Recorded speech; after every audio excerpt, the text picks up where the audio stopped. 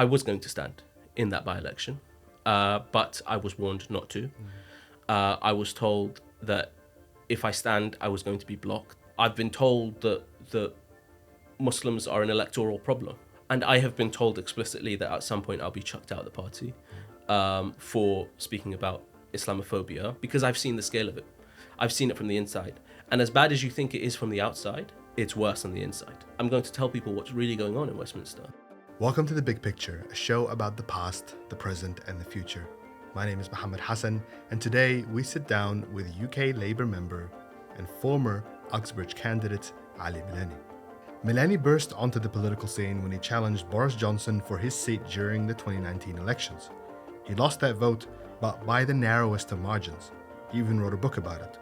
And he's remained a vocal member of the Labour Party since, and a vocal critic of its policies. When the Israel war in Gaza began on October 7th, following the Hamas attack, it caused a wide rift within the Labour Party. Some of its MPs accused Sir Keir Starmer, the Labour leader widely expected to become Britain's next Prime Minister, of trying to silence internal calls for an immediate ceasefire, and criticising his pro-Israel positions. Early this month, the Labour Muslim Network published an open letter to Starmer, calling on him to sever ties with Israeli Ambassador Zipi Hotovely, saying not doing so would be, quote, Islamophobic and morally reprehensible. According to the Muslim census, support among Muslim voters for the Labour Party is at an all-time low, and has dropped from 71% to just 5%. By contrast, 9% of Muslim voters who voted for the Conservative Party has gone down to 0.6%. So in the year of a general election, who will British Muslims vote for? And could that determine the next government?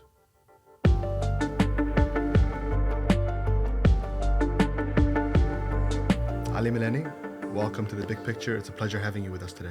Thank you so much. Very excited to be here. I'm glad. There's a lot that I want to talk to you about. A lot that's been happening in the British political scene over the last almost 3 months of this Israel-Gaza war, and a lot that's been happening inside the Labour Party as well. And so let's start there. What has it felt like to be someone in your position, someone who is very vocal and has been vocal about what's happening in Gaza, to be inside the Labour Party with all of this tension and turmoil over how the party presents itself publicly? Yeah, it's been, comfortably the worst period in my lifetime being a member of the Labour Party, being inside the Labour Party. It has been really, really difficult at times, to kind of manage your personal, moral, ethical position with sometimes where the party is going, and some of the comms that have come out of the party, and some of the positioning that the party has taken.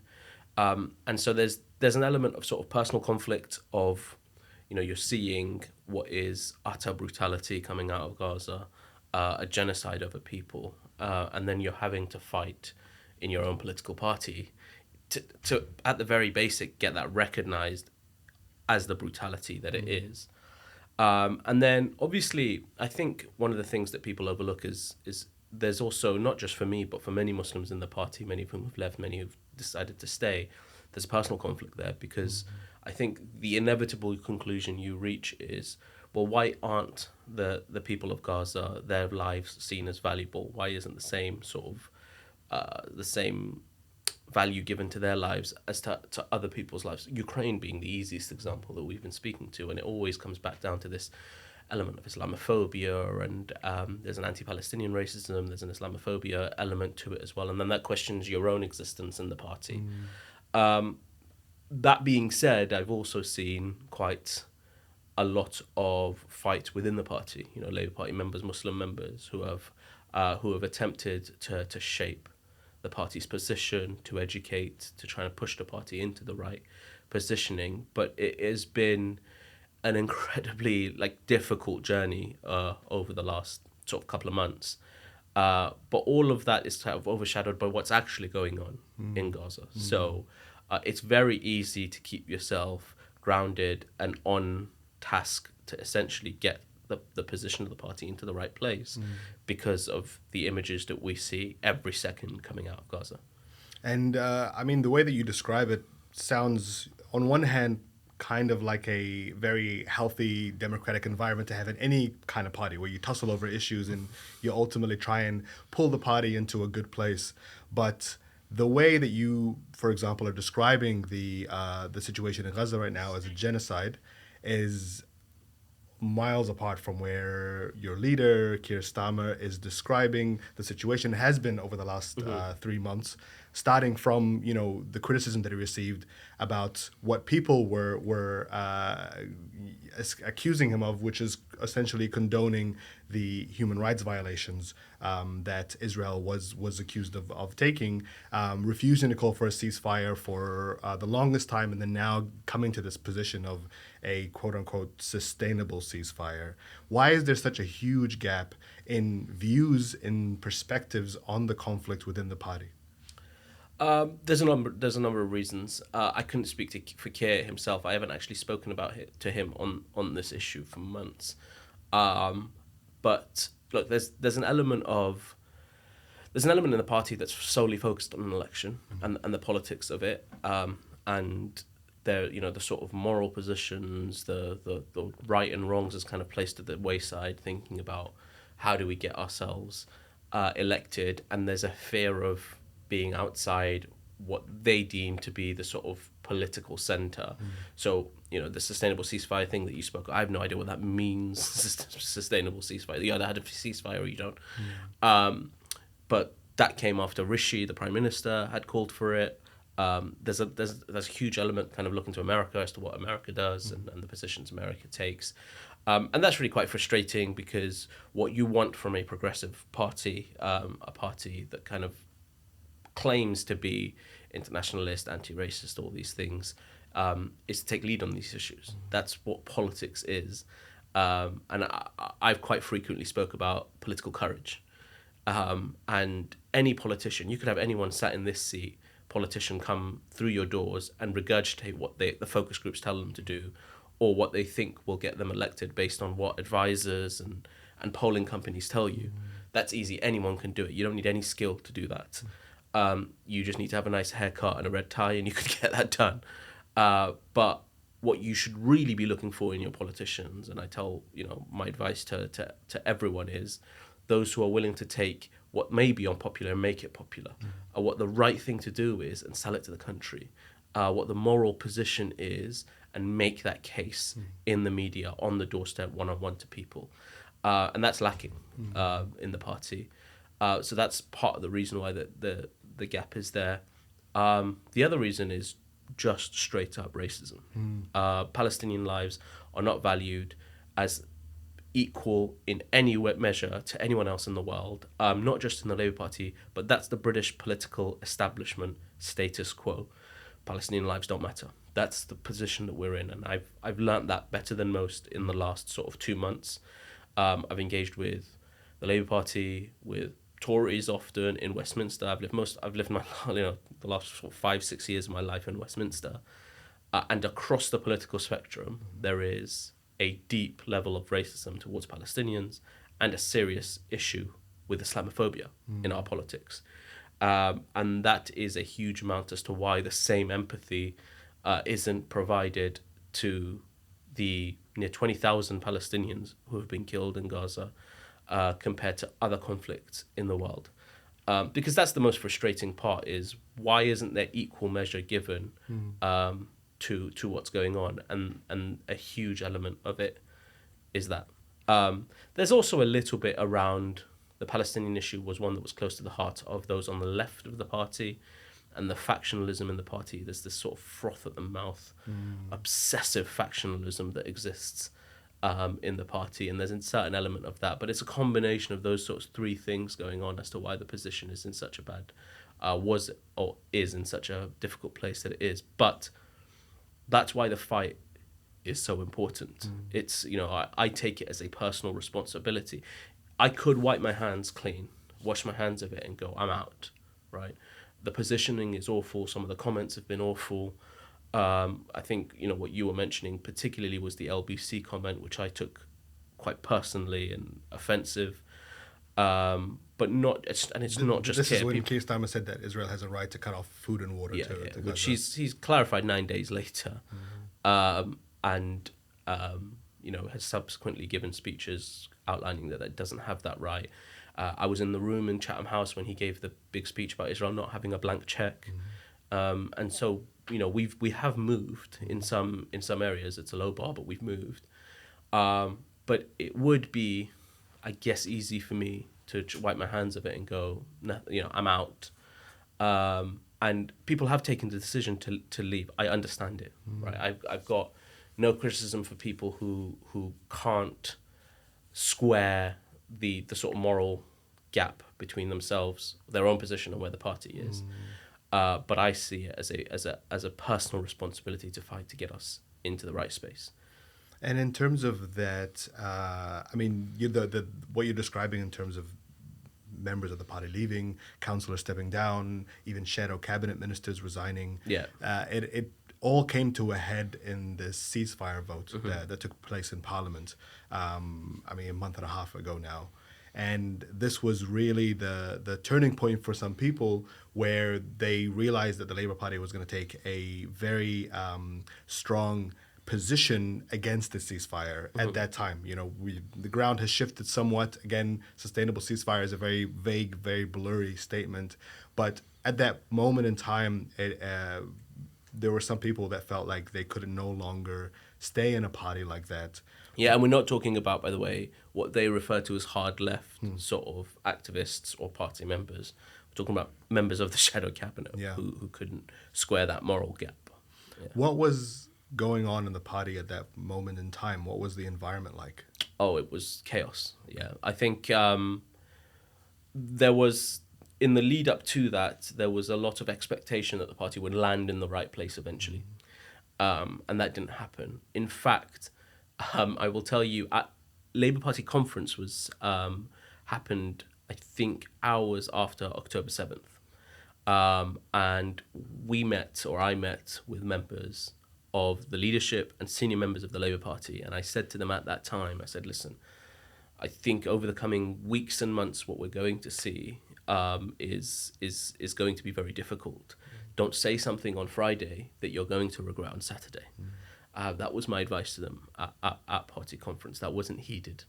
And so I think in the lead up, there was an expectation that we would eventually land in the right place. That didn't happen. And what we saw was a groundswell of just utter outrage within communities.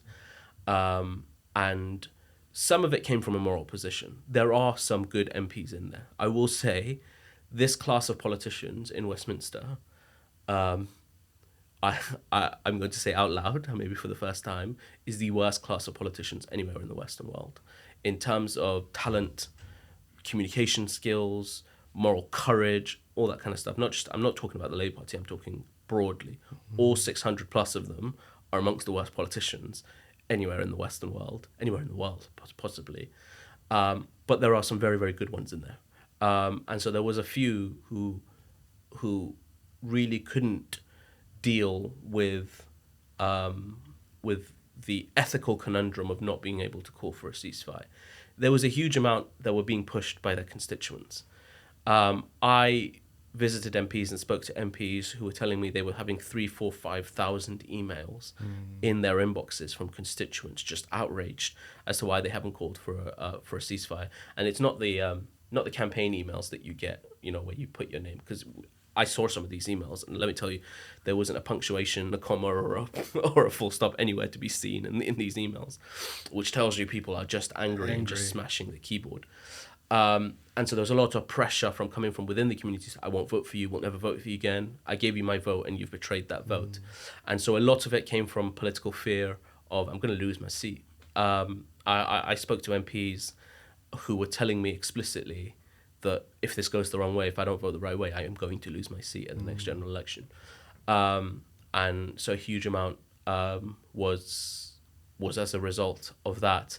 I had conversations with MPs. I remember I was on a train to Manchester when one called me in tears, saying, I just can't, I've got to consider my position here. I don't know if I can continue this. And I ended up having to, to speak to them about, that there are moments in time as a politician where you have to make a decision, and that's what politics is about, making decisions. And ultimately, I think what we saw was a result of that chaos, a result of that groundswell and that sort of ethical, moral tensions that existed in Parliament, because we got 58, I think, it was MPs that defied the whip, which is the largest rebellion that Keir has had in his time as a leader. And tell me about this letter, this open letter to Keir Starmer that came out from the Labour Muslim Network, and what the intention was behind it, and what you and others hope that it would achieve, certainly within the Labour Party, which feels like that was the intent. Yeah. So it came as a result of the Israeli ambassador. So the Israeli ambassador went on Sky News and said that the answer was absolutely no to a Palestinian state anytime in the future. So it wasn't a question of a Palestinian state next week. She was very clear that as far as their position is, the two-state solution is dead, a Palestinian state is dead, and there is no chance of a Palestinian statehood as far as they are concerned. And she said the quiet bit out loud. We knew that was their position. She said it before, but she said it unequivocally in English on Sky News. And I think, that is hugely contrary to Labour Party policy, Labour Party traditions, the UK government's position, the United Nations, even America's position. So it was a real extreme position to take. And the denial of self-determination to a people, to Palestinian people, is, we believe, a violation of the Islamophobia Code of Conduct, definition of Islamophobia. It's obviously hugely racist as far as I'm concerned, and counter to our policy. So we decided to write the letter because any other person on any other position that takes this extreme a view that's counter to Labour Party policy, that's so obviously contradictory to our codes of conduct and our definitions of racism, the Labour Party should not be engaging with her. This isn't a partner in peace. And this is the critical point. For decades, many people who in their hearts of hearts have held this position, and many people in politics who I have known and you have known and we have all known hold this position, have denied it, have gaslit us, have kind of told us that no, we believe in two states and we believe in peace, and they've kind of hidden behind this veneer of some future peace. She smashed that, right? She said, like I said, the quiet bit out loud. And so the letter was put together as a demand to the leader that anyone who holds this position should not be engaged with by leaders of any political party that wants to see peace in the region, that wants to see Palestinian statehood, and that any contravention of that we would take as a serious issue of racism, of an ethical violation, also a violation of Labour Party policy. And I want to quote from here because it uses quite strong language.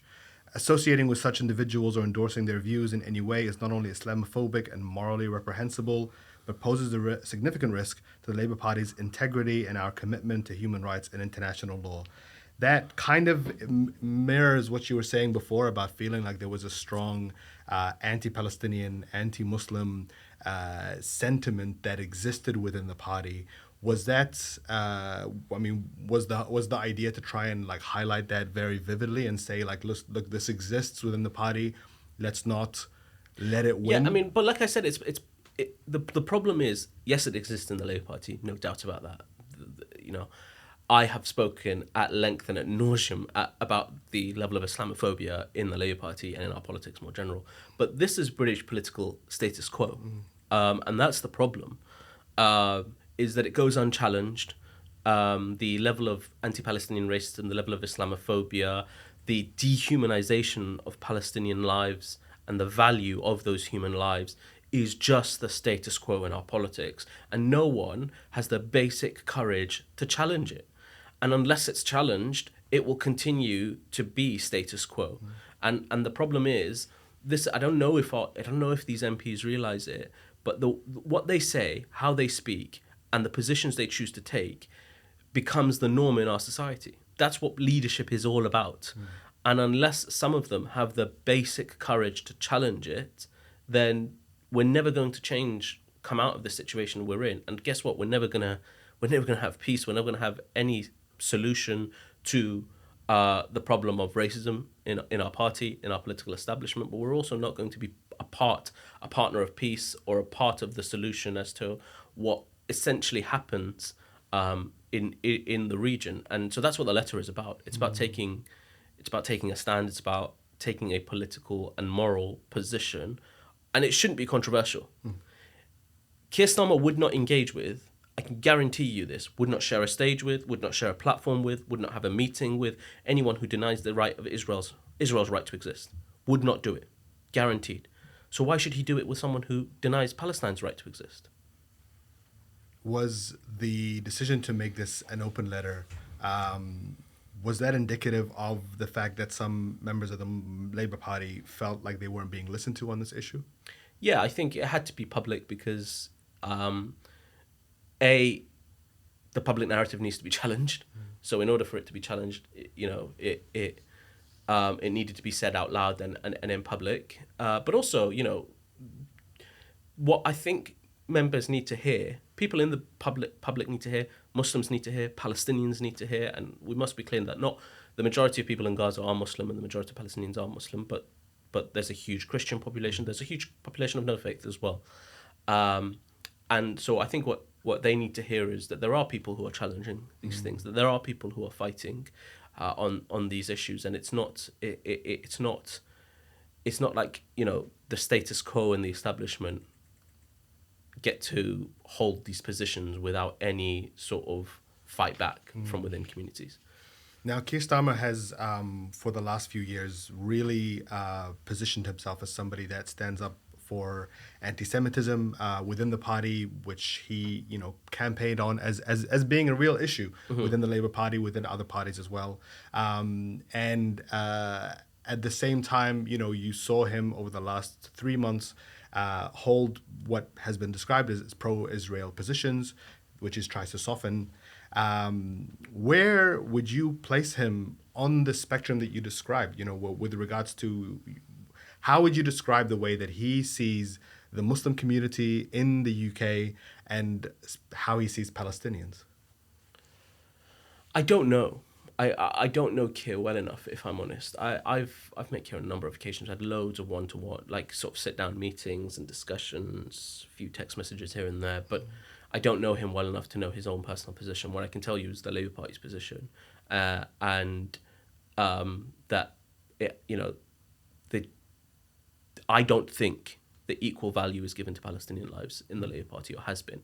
And when I say the Labour Party, it's very, very difficult, because when I talk about the Labour Party, what I mean is the thousands of members on the ground, the people who give up their lives and who rather than coming home from work exhausted, switching on the TV and having a dinner or something like that, will go out and knock on doors because they believe in a better future, a more equal society. That's the Labour Party to me. But that's not the way that the political establishment talk about it. When the political establishment talk about it, they talk about Labour HQ and the parliamentary Labour Party, the leader of the Labour Party, and other things. So we have to distinguish the two, I think.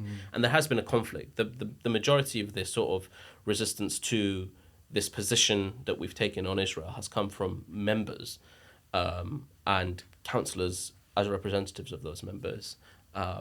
So the two has to be sort of, I think, held in contrast. But the position the party has taken as a more top-down approach, I don't think has valued Palestinian lives anywhere equal to others. And you're right. He, one of Keir's main messages, I think one of the first things he said when he was elected leader was rooting out anti-Semitism, which is right. We should be rooting out.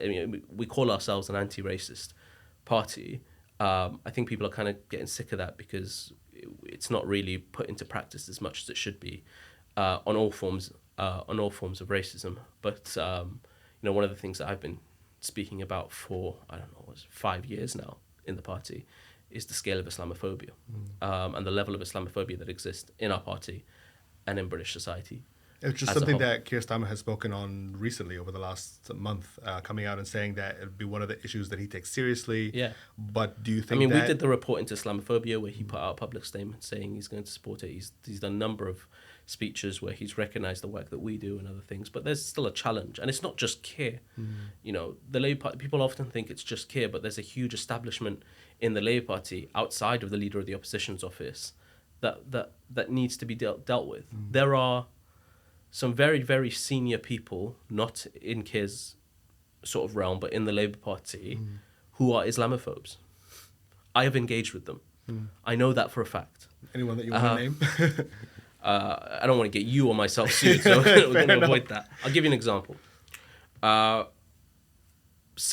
Maybe more than a year ago, again, I want to disassociate Keir from this because it didn't have anything to do with his office or his team.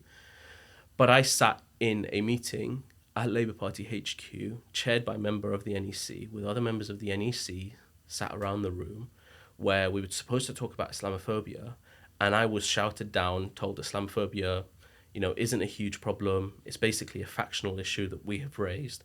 And I was threatened by a member of parliament for talking about the issue publicly. And I wrote to the party about this, never heard back, right? So this is the reality of someone who has a very public profile like myself, who's talked about Islamophobia. Just imagine, being a Muslim member of parliament, for example, not just in the Labour Party, but just imagine being a Muslim in Westminster, working in the halls of Westminster, the Palace of Westminster, and what it's like. This is the scale of Islamophobia. This is the scale of racism problem that we have. And unless we talk about it, unless we're open about it, unless we challenge it, it's just going to persist. And what does it mean for you to continue speaking about Islamophobia despite these tensions, these conflicts that you've encountered? I'm never going to stop speaking about it. And I have been told explicitly that at some point I'll be chucked out of the party for speaking about Islamophobia. I suspect that might happen. But it's never been part of my personality to shy away from something because, I've been threatened. Like I said, I've been threatened from everywhere, from whispers to members of parliament for talking about issue. I'm just not going to stop. It's not what I see as politics. I'm a kid. I'm a working class kid who grew up in a council estate. Politics was never meant to be for me. I'm living on borrowed time anyway. So do you feel that? You feel like my political life is on borrowed. Limited? Oh, of course it is. My political life is on borrowed time anyway. I shouldn't be here. I should have never made it here to begin with, right? At some point, the establishment will have had enough of me. And you see that based on the headlines and the articles that are written about you from often, gutter right-wing press. But there are issues I'm going to stand on and I'm not going to relent on. And Islamophobia is one of them because I've seen the scale of it. I've seen it from the inside. And as bad as you think it is from the outside, it's worse on the inside. And unless people have that political courage to stand up to it, it's never going to be challenged. So I'm going to tell people what's really going on in Westminster, as far as I've seen. And I'm not the only one. I'm not some sort of martyr or some sort of hero at all. I've made mistakes, will continue to make mistakes.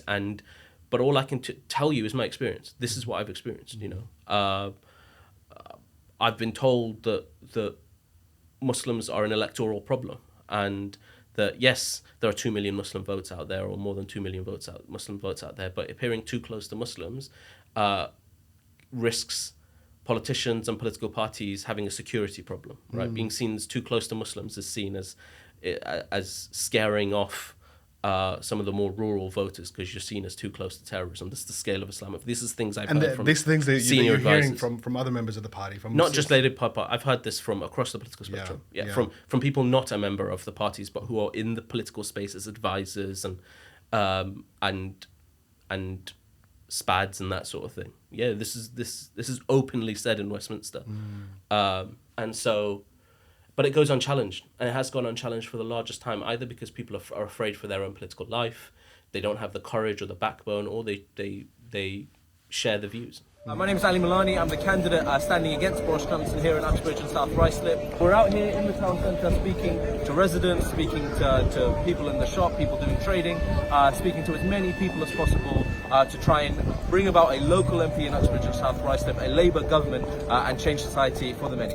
The 2019 election that you ran in almost became... It seems like a long time ago. It's a very long time. I mean, a week is a long time in politics, right? That's what they say. But it was a real turning point for the Labour Party. And you described the two Labour parties, the one on the ground and the one in the HQ. And that was really what the conflict was about, Jeremy Corbyn and his support base, which largely came from the Labour Party members, people on the ground that were campaigning for him, leafletting for him, versus the establishment. And part of that and the way that it unfolded and the anti-Semitism row, and there was a lot of criticism, very intense criticism of Jeremy Corbyn's pro-Palestinian stance. His long-term campaign in the Palestine Solidarity movement, his very vocal criticism of Israel, and you can almost see what a parallel Labour Party would have looked like had he won that election, had he been the Prime Minister today, in the current context of the conflict, versus a Labour Party that has spent a couple of years, very much trying to scrub itself of Corbyn's image and Corbyn's influence. What would that Labour Party have looked like if it was the one that was going into an election today with the war in Gaza going on? I don't know. To be is the honest answer. The positioning wouldn't have been anywhere near what it is. I suspect calls for a ceasefire would have happened a lot earlier, and there is no doubt that the movement felt more energized at the time. But it's very difficult for me to kind of speculate on what would have happened, and whether Jeremy would have even survived getting here all the way to 2023 as Prime Minister. So it's hard for me to say. But what I will do is go back to 2019. I stood against Boris Johnson, as you said, and at that time, I saw what the Labour Party could be, and I'm not talking about Jeremy Corbyn. I saw what the Labour Party could be because they took a 25-year-old kid, like I said, from a council estate, an immigrant who came to this country at the age of 5, not speaking a word of English, and said, no, yes, you can take on the Prime Minister. And I think we were the second best performing seat in the country, 18,000 votes. We took the national poll bump away from the Prime Minister. So everywhere else there was a swing of about 10%, and he got nowhere near that in Uxbridge. So I saw in the faces of thousands of people, I'll never forget, on polling day, I stood, we'd hired the Quakers Hall, and there must have been about 500 people. And I am certain that we were well over the fire code or whatever. So I might get a fine even saying this coming through the door. But I stood on some chairs and I looked into the faces as I gave the sort of rallying speech to go out and campaign. And I looked in the faces of all the people, and I saw young people, I saw people from different ethnicities and backgrounds. And we used to do this thing of put your hands up. If this is the first time you're campaigning, 3/4 of the hands went up. People who'd never engaged in politics. Not because Ali is a particularly good politician or a particularly good campaigner or a particularly good speaker, but they saw in me a potential future for politics, where people from non-traditional backgrounds can come into politics and shape our future. People from outside the political establishment, and this conveyor belt of politician that comes out of Eton and Oxford and Cambridge and are all look the same, design the same. They just put their hairdo on and their tie on and they go through the doors of Westminster. They thought we could get rid of that and put real people into the House of Commons. And so in that, I saw hope. I saw a country that's ready for it, a country that's willing to do it, but a political establishment that's holding this country back from all sides, from Conservatives, the Liberal Democrats, to the Labour Party, that's holding this country back because they won't allow that kind of politics. They won't unlock that kind of politics. Why? Because it's unpredictable, because it doesn't follow the political establishment status quo, and it doesn't follow the established policy statuses that's expected. And like you mentioned, Corbyn's pro-Palestinian stance was part of that, not alone, but part of that policy establishment status quo that would have been changed. And so that brings me to today. And why I mentioned that today is kind of the theme of what we've been talking about is, why do I persist? That's the question I get asked, and I'm sure at some point you're going to ask me, right? Yes, that is my next question, actually. Why do you stay in the Labour Party? I mean, a lot of people have left. A lot of your Muslim colleagues in the party have left. A lot of people have resigned very publicly. Why are you still there? Because of that day. Because I stood on that stage and I saw what politics could be, and I saw what the Labour Party could be. And because I see it as part of my responsibility to fight for that. If you look at just the vast change from Ed Miliband to Jeremy Corbyn to Keir Starmer, the shift in policy, the shift in view of politics, you'll see that the Labour Party is not a set thing, right? We like to speak about it as if it is, but it just isn't, right? There isn't an established, we're not just an anti-racist party, an internationalist party, a working class party, right? That it is a spectrum, and it is itself the battlefield of ideas. And you either win that or lose that. And the reality is, in this country, the sort of democratic status, the first past the post system, does not allow for anything other than the Labour Party to be the space of progressive politics.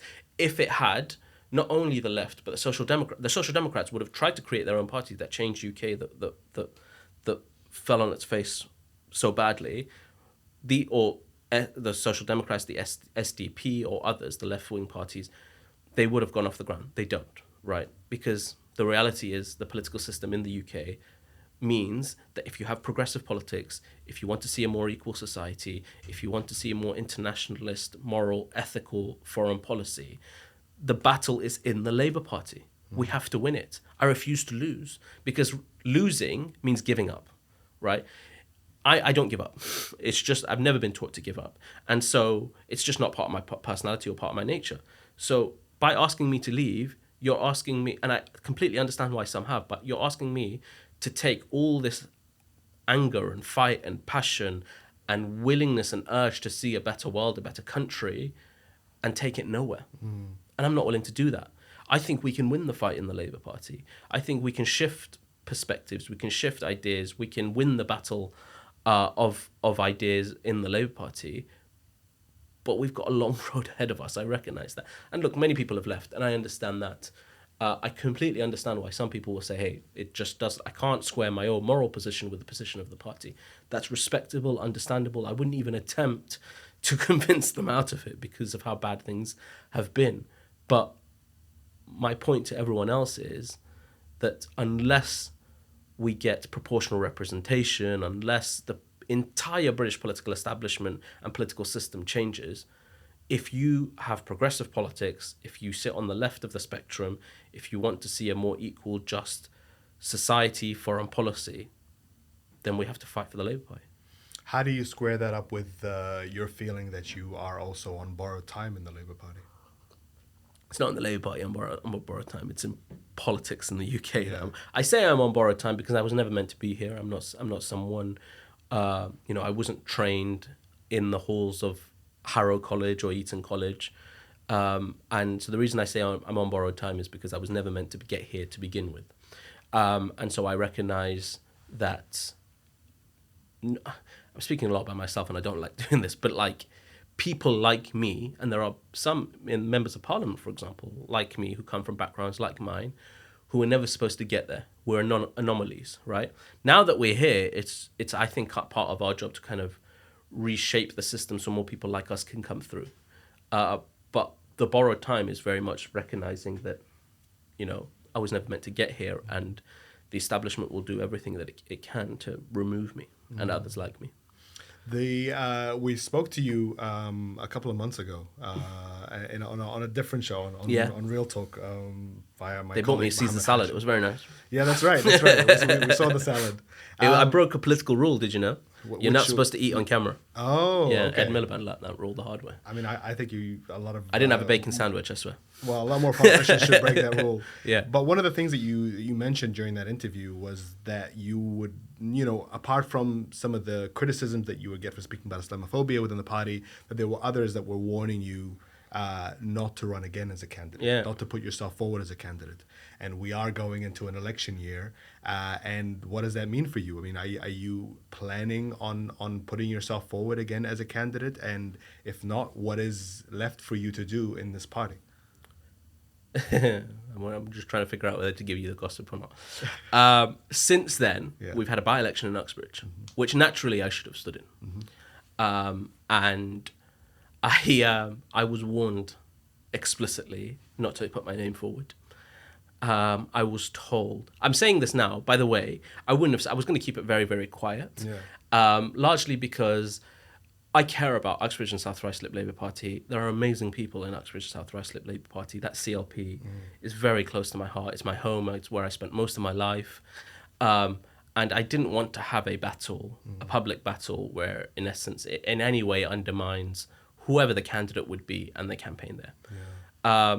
But Since then, so the election was over, the by-election happened, we didn't win that seat. And more recently, John McDonnell got up in Parliament and said it anyway, so it's out there anyway. So this is the first time I'm saying it, but John said it in Parliament, referenced it in an Islamophobia debate. I was going to stand in that by-election, but I was warned not to. I was told that if I stand, I was going to be blocked, and if I'd made a big case about it, if I made a sort of... Because as far as I was concerned, I was going to be blocked because of everything we've been talking about. Talking about Islamophobia, talking about, anti-Muslim racism and all this kind of stuff. Because this is all before Gaza, so it's long predates that. I was told that, some of my old tweets would be drudged up and they'd be used in a media campaign against me to undermine me and all that kind of stuff. I'm not afraid of that. I never have been. I've spoken very publicly and openly about mistakes that I've made. I wrote a chapter in my book. The whole chapter is dedicated to my mistakes, right? But what I wasn't willing to do was to burn my constituency Labour Party in a public fight ahead of what was going to be a critical by-election. So I stood aside. I just wasn't willing to do that to local campaigners. And Uxbridge deserves a Labour MP. It really does. Now, the question is, will I stand again? I don't know. I don't know if I'd be allowed to stand in the short to medium term anyway. But I do hope that, that's something I'd like to do. I'll be honest. Most politicians, I think... I say most politicians. What I've been advised to do is to dodge this question, if I'm honest, right? All of the people advising me, all the people around me have said, if you're ever asked about it, just dodge the question. Just say some, the vague stuff that they usually say to you. We look to it in the future if the opportunity presents itself. I don't know if I'm allowed to swear on this podcast, it's bullshit, right? If you were to ask me, I would love to have run in that by-election, right? I would love to run in Uxbridge again. I do see myself as having a future in frontline politics, but the establishment would have to allow me to do that. And if that opportunity presents itself where I'm allowed to run, I'd love to. And if it doesn't present itself, would you consider running as an independent? No, I wouldn't run against the Labour Party. No. Because, look, it's the different views we have of the Labour Party, right? So you might ask me, why wouldn't you run against the Labour Party? And when you say that word Labour Party, I know you're thinking, Keir Starmer and Angela Rayner and the shadow cabinet. I don't mean to put that on you, but I mean most people. That's what they're thinking, establishment. When I use the word Labour Party, I'm thinking of Angela, who chose to knock on doors for me in the rain at nighttime instead of spending time with her kids. Right? I think of Andy and Jane Smith, who spent hours and hours in their house in front of a computer taking data of door knockers that we'd knocked on and putting it in a computer. Right? These are the people that I think about when I talk about the Labour Party, and I would never stand against them. So let's talk about the Muslim vote in this country, because it is quite unique and quite significant because of the proportion of the Muslims that do vote in the elections. You mentioned, those 2 million voters that...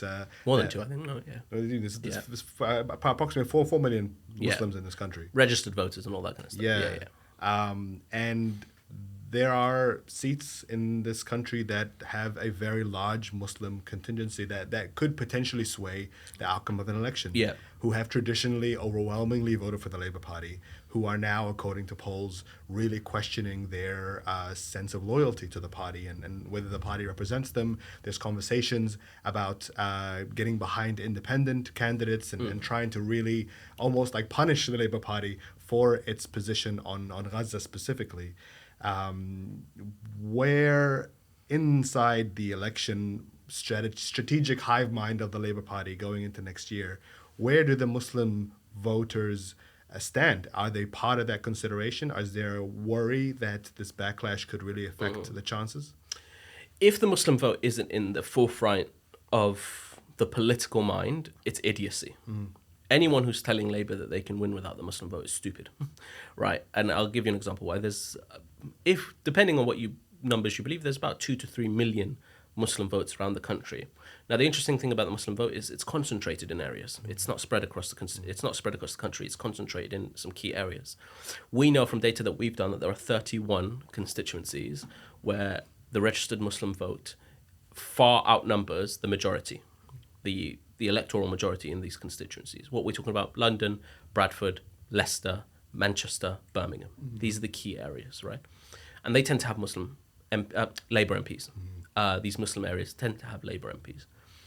If Labour thinks, and when I say Labour, I mean, the political hacky minds think that they can win an election without the Muslim vote, they're in for the shock of their lives. I know, based on the work that I've done, and I've travelled across the country in the last 2 months in these constituencies, that we are at serious risk of losing these votes entirely. The relationship between Labour and Muslims is one of the longest, most established, most loyal voter bases that Labour has anywhere. In fact, there's only one group in the country that is more loyal to Labour than Muslims have been traditionally. I don't know if you'll be able to guess what it is. It's teachers. Idea. Huh. Teachers are the only group, and it's very. I hate doing this, but it's the reality. And you never want to homogenize people. Not all Muslims think the same. All Muslims are the same. Not all their experiences are the same. But the data suggests that in 2019, 82% of registered Muslims voted for the Labour Party. Right, that's the largest voter bloc anywhere outside of teachers. I hope the teachers don't get sent for after this, right? I don't want to put them on blast, but that's the reality. And if I'm not going to name them, but if I was an MP sat in Birmingham, if I was an MP sat in certain areas of London, East London, West London specifically, if I was an MP in Bradford, in Batley, for example, I'd be very worried about maintaining this relationship, because it's the right political thing to do, but it's also, the reason that Muslims have historically come to the Labour Party is because that's where we felt most safe. Because the view was that the Labour Party is the internationalist party, is the anti-racist party, is the party of equality and social justice and equity. But the Muslim vote is more at risk today with Labour than it has been at any given time, more than Iraq. I had a phone call with a Labour MP in one of these big Muslim seats, and what they said to me was, this is not only our Iraq war moment, it's worse. I don't think the vote is gone. I really don't. I think work can be done to reestablish it and to win trust back. But we are certainly on the edge of a tipping point. And when you are traveling to these constituencies and when you are speaking to Muslim voters, what are those conversations like? It's just what are you anger, hearing? fury. How could you do this? You betrayed us. Even people like me get people who've been speaking about it very publicly get the fury and the anger, and rightly so. I've chosen to stay in the Labour Party, and that means taking some of the heat, and it's right for them to do that, and it's right for them to question me. And you know what? Your question as to why do you persist and stay in the Labour Party is absolutely right. You have every right to ask that question. It's the right question to be asked. I asked myself that question at 4 a.m. when I'm staring up at my walls. But what I'm hearing is, for decades, we've lent you our vote. We've campaigned for you. We've fought for you. We've stood outside mosques, handed out leaflets for you. We've door knocked for you. We've presented you with the most precious thing anyone in a democracy can give you, and that's their vote. That's the most precious thing anyone in democracy can give you. I don't care how much money you donate. I don't care how much time you give. I don't care, all the donations and the gifts and kinds. You could do all of that. But nothing is more precious than your vote. And we've given that to you for decades. We've trusted you with it, and you've betrayed us. How do you answer that? It's a tough question. Well, the answer is to do everything you can to win back that trust. And that means calling for a ceasefire. It means recognizing a Palestinian state. It means giving equal value to Palestinian lives. I can't believe I'm having to say this in an interview, but it's about giving equal weight to Palestinian lives. It's fighting Islamophobia with fervency and with the intensity that's required. And then you'll be able to win those trust back. And it's, to be honest, it's a good position to be in, because they've comfortably voted Labour for decades, right? So they want to come home. And what's interesting is, I suspect the next thing you're going to say to me is they're not going anywhere else. They're not voting Conservative, Muslim voters. That's not what the data suggests, right? It's not suggesting that they're voting Conservative. They're just not going to vote, right? Some are going to the Greens, a little bit to the Liberal Democrats. Up in Scotland, some are going to the SNP. But they want to come home. They want to come to the Labour Party. but we have to be willing to do the work to get them there. I guess my final question to you is, with those conversations, you are getting asked why you're still in the Labour Party. Why haven't you left? I'm sure other Muslims in the Labour Party are getting very similar questions. I'm sure a lot of Muslim MPs are getting these very similar questions, maybe even more intensely. What is the answer to that? What reason do you give to people, to these voters who are angry, who are upset, who some feel betrayed, about what your reason is for staying and what you are telling them about, don't give up on us yet? Mm-hmm. If the election is in a couple of months' time or in 12 months' time, we want your vote. What is that in exchange for? The promise of a fight. Why we haven't given up, why I haven't given up, is because I have seen in the Labour Party a truly transformative future for this country. The Labour Party allowed my story to happen. And that story I told you earlier is absolute God's honest truth. That a Labour Party that allowed someone like me, from the backgrounds that I came through, to challenge the Prime Minister, that is the kind of politics that should be established. When I stood in 2019, the view was, if someone like me can beat Boris Johnson, if someone like me can beat the former mayor, Boris Johnson, the sitting Prime Minister, all things are possible in our politics. And that's what democracy is all about, right? The reason I left the country that I was born in and came here was because that story wasn't possible there. The political system, the democratic system did not allow that to happen.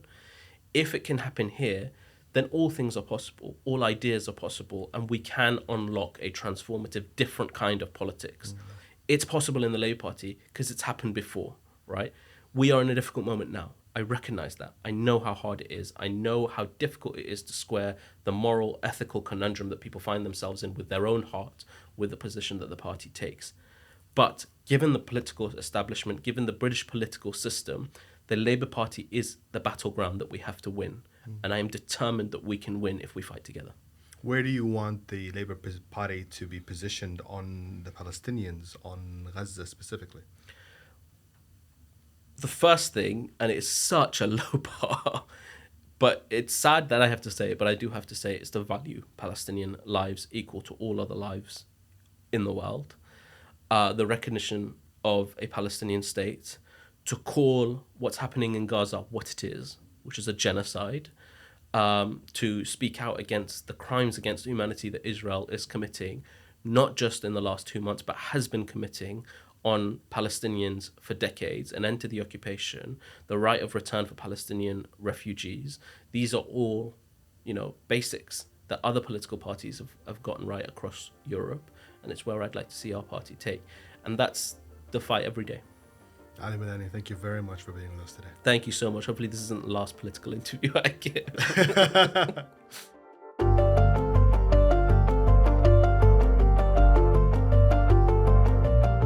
Thank you for watching this episode of The Big Picture, and thank you to Ali Milani for being our guest today. We want to hear your thoughts. Are you a British Muslim voter deciding who to vote for? Has the Israel war in Gaza changed the way that you see the Labour Party or the Conservative Party? Let us know. As always, you can find all of our episodes in audio format wherever you get your podcasts from. And until next time, salam.